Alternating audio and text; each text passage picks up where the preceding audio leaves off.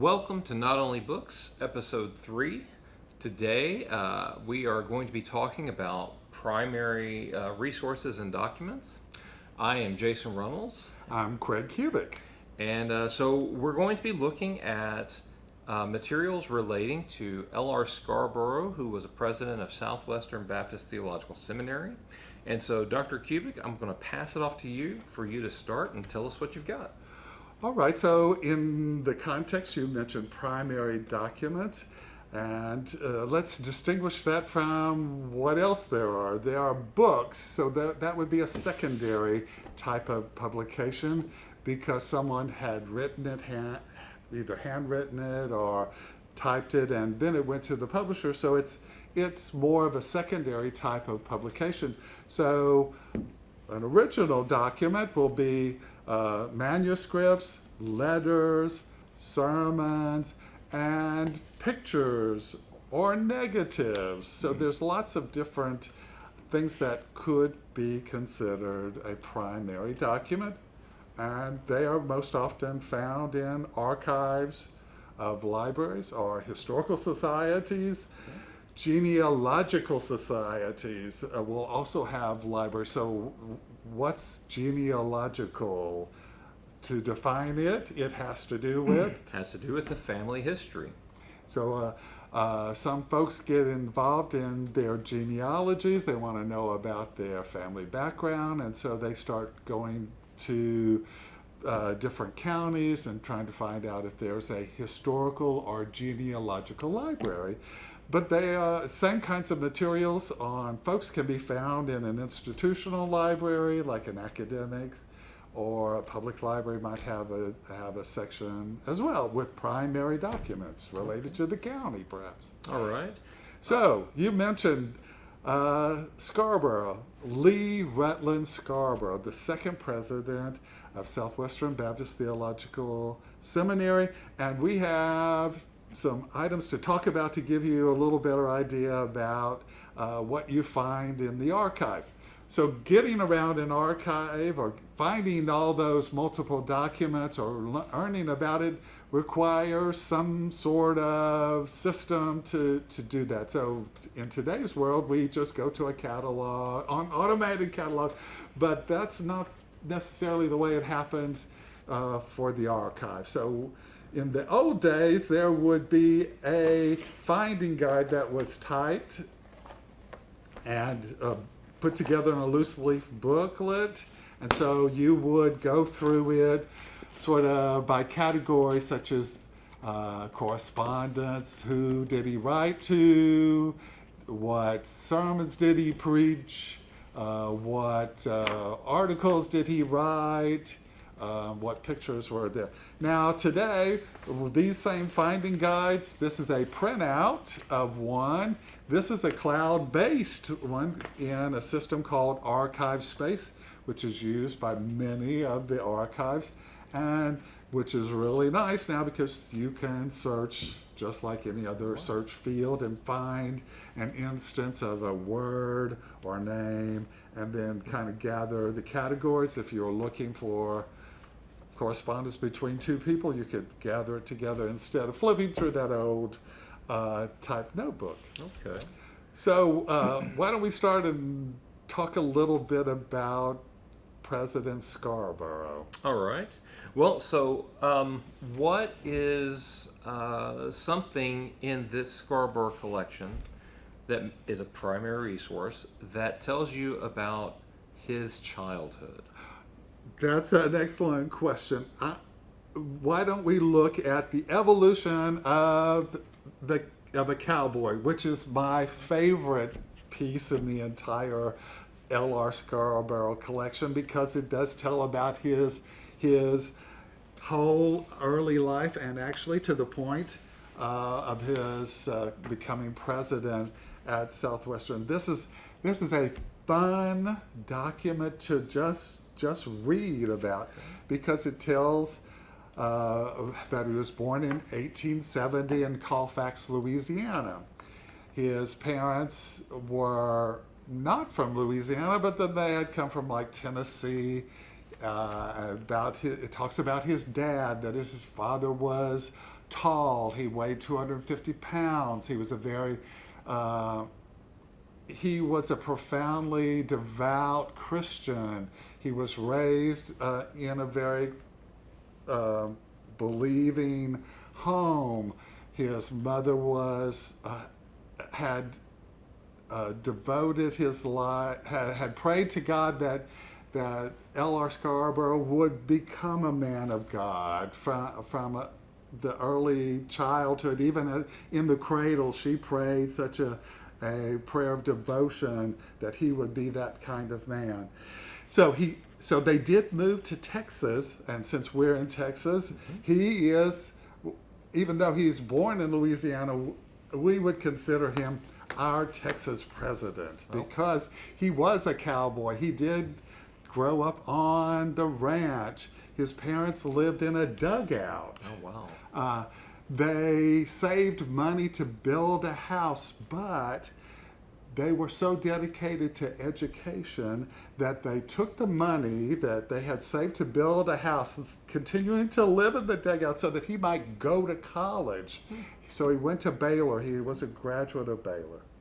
But back to the point that he was a cowboy. He loved to rope steers. He was very proficient at it. He could spend a whole day roping calves, up to like 250 calves in one day. Wow. He could rope, tie the legs together. They brand him. So he had energy.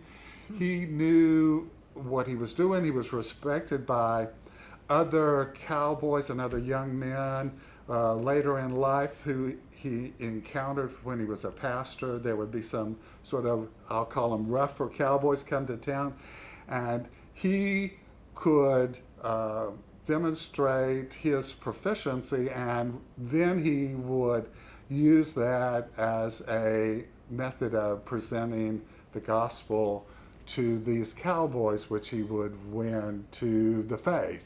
So he was creative, and this is just a profound piece for someone who's interested in someone like Scarborough and Texas history and the ministry. So the evolution of a cowboy is really a great item. Very nice.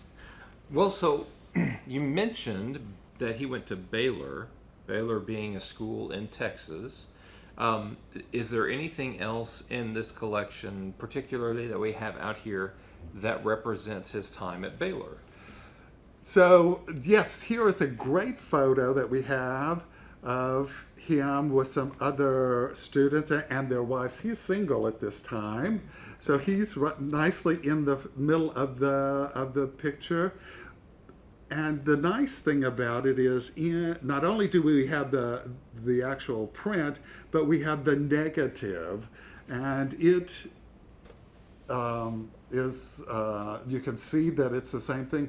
And in today's world, we can use a scanner. Some of the regular commercial scanners, you can take the negatives that you might find in archives, place them on these photo scanners, and actually get a new print of that same image. So for our researchers today, when you hit something like that in an archive, consider buying yourself a scanner or borrowing a scanner from somebody that might have that kind of ability for you. Yeah.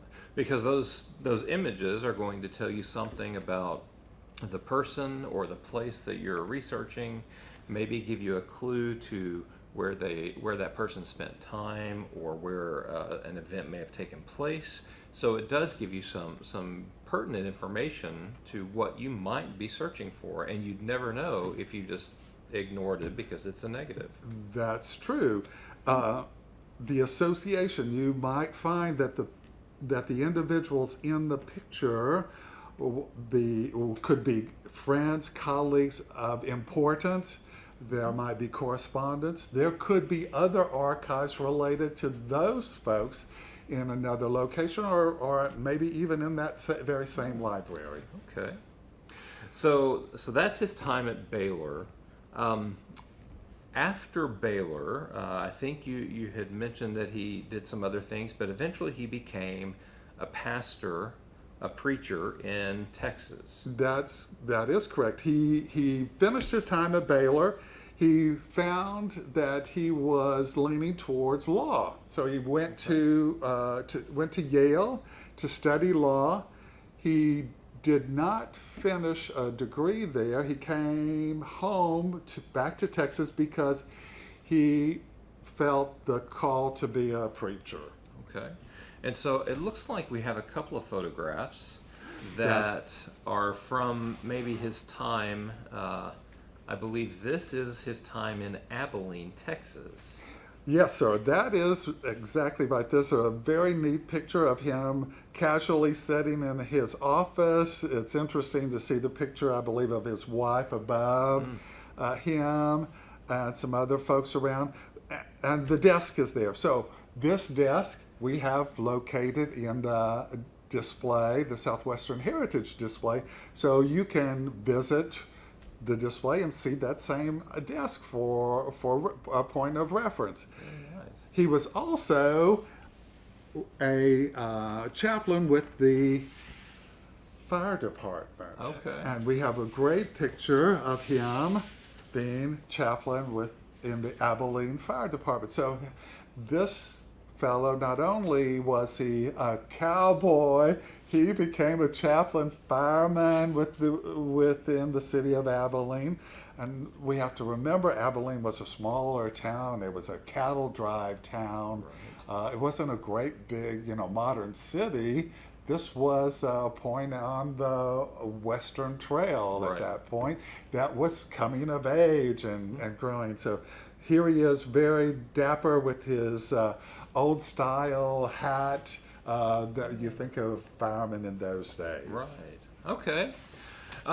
Well, so let's move on. We assume that we have finished with him in Abilene, that he didn't stay there because eventually he came to Fort Worth.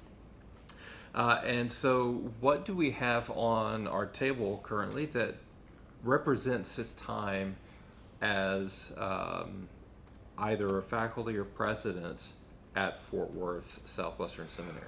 So he went to work as a professor at Baylor, at Waco Baylor, it would have been at that time, with Dr. B.H. Carroll, the president, and Dr. Carroll had been his mentor. Okay. So he profoundly loved Dr. Carroll and studied under him. So Carroll had invited him to be on the faculty of Southwestern. Okay. And so he was called upon to do many things at Southwestern Seminary. We have a great picture of him in his early days at Southwestern. We have a primary document which includes his sermon, and you can read better than I can. This sermon is very illustrative of the role he played at Southwestern. Right. It's called Perils in Evangelism. So he became the first chair of fire, Okay. which was the first chair of evangelism anywhere in the United States and probably the world. So it was a professorship devoted exclusively to teaching evangelism, styles, methods, and the passion for doing it. Okay. So this handwritten sermon on the perils of evangelism is a very nice example of his thinking and his teaching and his preaching there.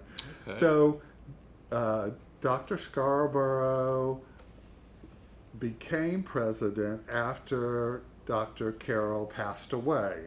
Right. Dr. Carroll felt like he was the natural man to take over that position.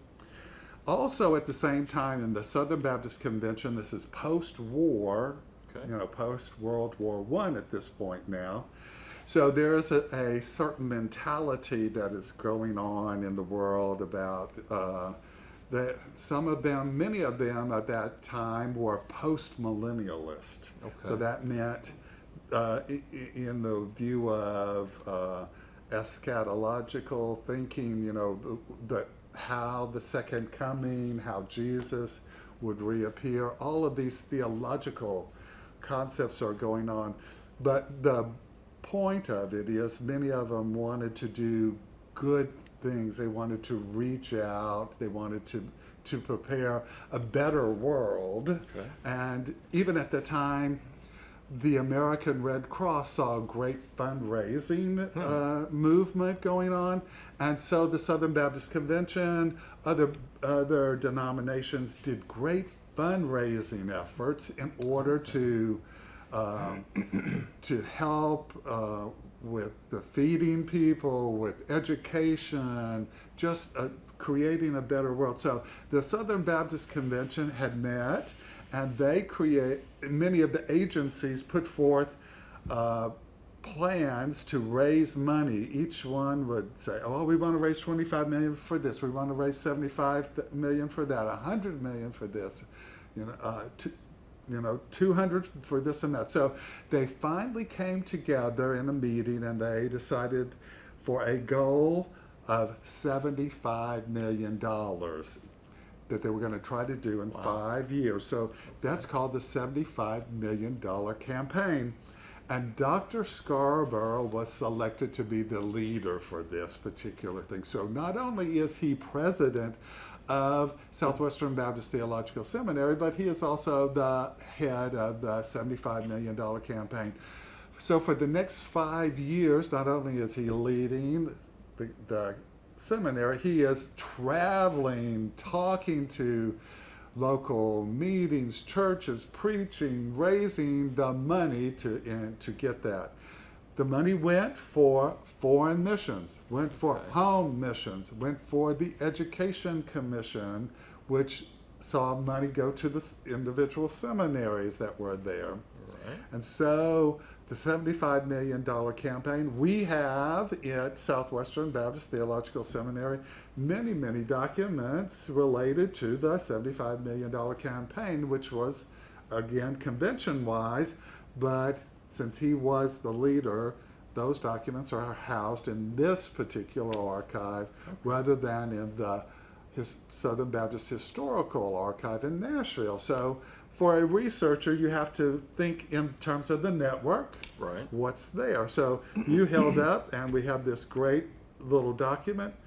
We also have a publication that talks about the $75 million campaign, and it's the Southwestern Evangel, which was a early Southwestern journal, and inside it commemorates the quadruple celebration on February 16th through the 20th.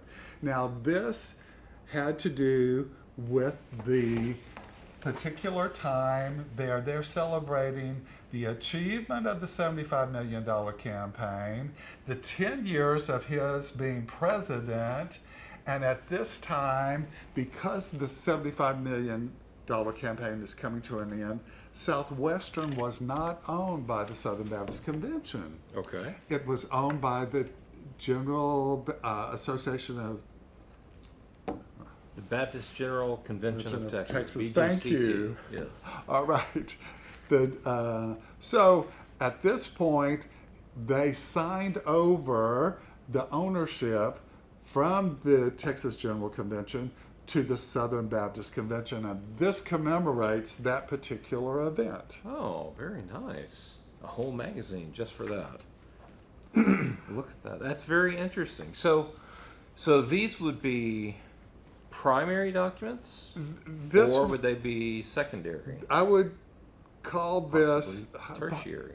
Well, it's probably considered a primary document. Okay. Even though it is a publication, there's nothing else that would have referenced it. This is something that was first printed dealing with this. So it is a primary document because we're not looking at news in a written book Right. about it. This is the original source that Okay. that tells us there was this event and it happened and what it commemorated. Okay. While we're here talking about the 75 million campaign, all right, so he wrote thousands and thousands of letters, and they had a rubber stamp with his signature, which they would have used to stamp his name on those. So there are, not only are there publications, but there are these little items that you might find in the archive. Right. There are also photo Photo album. albums. Okay. This one happens to be of a trip he took with his family to South America. So here you find little vignettes in his life, and as you might do original research, you'll find other things other than just writings, and you can actually see and get a glimpse into the person and their life and where they are and the surroundings, buildings, how things happened in the context of decades ago. Okay. So what we've looked at have been a lot of materials that relate specifically to Scarborough. Some may have secondary branches to other people or places or events, but the archives are able to tell us a story about that person or place's life is really what we're able to see. And it's not just a written story, it's a story in artifacts and photographs and things of that nature. And in some cases, even a story in the form of a cartoon or a comic strip. Right. And so as we finish up, why don't you tell us a little bit about that item? Well, this particular item is a publication that came out 10 years, or about 12 years actually, after he passed away. This is from the Baptist Standard in 1957. This is a cartoon. They ran a series of cartoonish strips that talked about prominent people in the convention. Either they were presidents, they were missionaries, they were people who were vitally important in the work of spreading the gospel within the Southern Baptist Convention. Okay. And this one, as we talked about earlier, talks about his early life, that he was a cowboy, and how he ministered, and that how then he became president of Southwestern Baptist Theological Seminary, serving the longest term as president of all of our seminary presidents at Southwestern Baptist Seminary.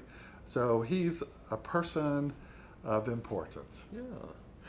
Well, thank you very much. I think this gives us a good idea of the types of things that somebody could find in an archive and how it could be very beneficial when you're doing some original research. We definitely want to come back and visit these kinds of materials in the future, and I'm sure some of our later episodes will look at other collections, but for now, this is a great introduction to archives, primary resources, and L.R. Scarborough, and I think it was a great introduction. Thank you. Well, thanks so much, and as our episodes are called, not only books you can find in our library. All right. Thank you very much. We'll see you next time.